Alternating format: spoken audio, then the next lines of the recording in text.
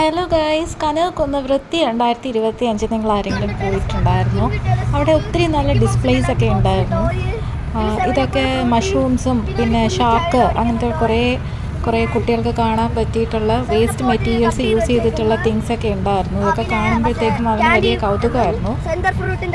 അവിടെ ഒരു കുഞ്ഞു മഷ്റൂം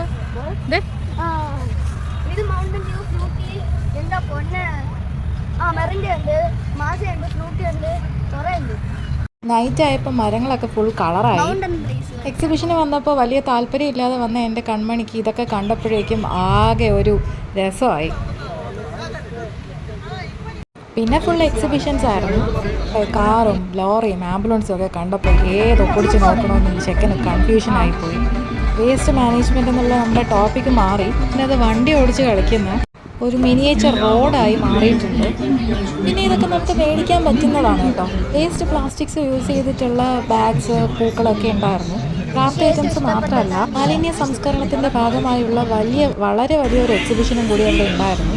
പിന്നെ 5 മണിക്ക് ഇതൊക്കെ കണ്ട് ഇറങ്ങിയ ഞങ്ങൾക്ക് പിന്നെ ഇറങ്ങാൻ പറ്റിയത് വീടെത്തിയപ്പോൾ രാത്രി 9 മണിയായി. LED നിറച്ച ഒരു മുറിയിൽ എങ്ങനെയോ ഞങ്ങൾ പെട്ടുപോയി. അതാണ് ഈ കാണുന്നത്. ഞങ്ങൾ വേറൊരു സെക്ഷനിലോട്ടാണ് കിടക്കുന്നത്.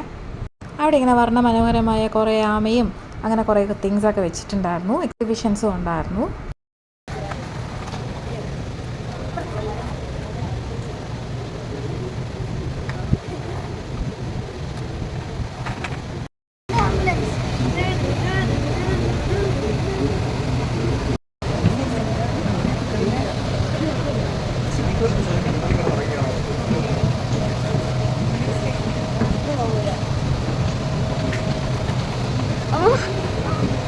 ഇത് പോകില്ല, അവിടെ അത് പോകുന്നു. ട്രെയിനില്ലേ ഞാൻ ഇച്ചിരി കളിച്ചോട്ടെ. അത് സ്റ്റിച്ച്